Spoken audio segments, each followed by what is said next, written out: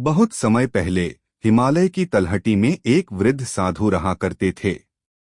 वे साधु अपने संयम, तपस्या और गहन ध्यान के लिए दूर दूर तक प्रसिद्ध थे। लोग कहते थे कि उनकी साधना से वातावरण भी पवित्र हो जाता है।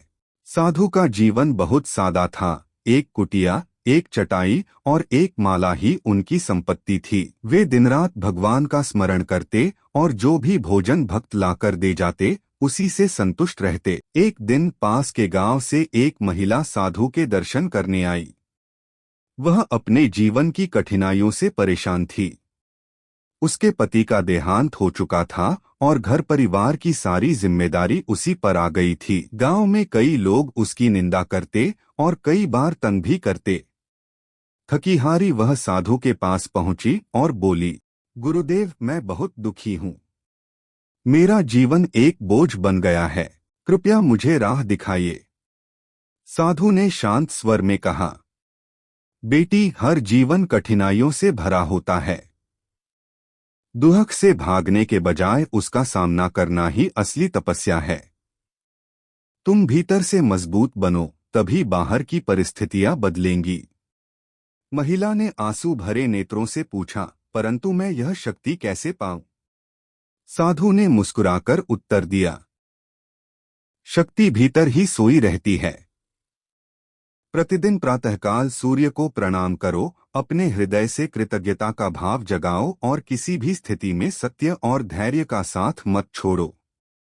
जब तुम दूसरों की निंदा या अत्याचार का उत्तर शांत भाव से दोगी तो धीरे धीरे लोग स्वयं बदलने लगेंगे।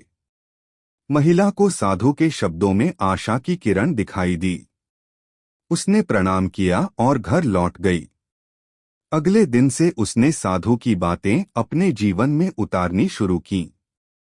सुबह सवेरे उठकर वह प्रार्थना करने लगी, कठिनाइयों में भी धैर्य रखने लगी और गांव के लोगों के साथ सौम्यता से पेश आने लगी। धीरे धीरे गांव वाले उसकी दृढ़ता और सरलता से प्रभावित होने लगे। जो लोग उसका मजाक उड़ाते थे वही उसकी सहायता करने लगे। महिला ने अनुभव किया कि साधु सही कहते थे, सच्ची शक्ति भीतर ही है। कुछ महीनों बाद वह पुनः साधु के पास पहुंची और बोली, गुरुदेव, आपने मुझे जो मार्ग दिखाया उसने मेरा जीवन बदल दिया। अब मैं दुखी नहीं बल्कि संतोषी हूँ। साधु ने मुस्कुराते हुए कहा, याद रखो बेटी, संसार में सबसे बड़ा चमत्कार यही है कि जब इंसान अपने विचार बदलता है तो दुनिया भी बदल जाती है। उस दिन से वह महिला दूसरों के लिए प्रेरणा बन गई और साधु अपनी कुटिया में बैठकर जीवन के इस छोटे से परिवर्तन को ईश्वर की लीला मानकर प्रसन्न हो उठे।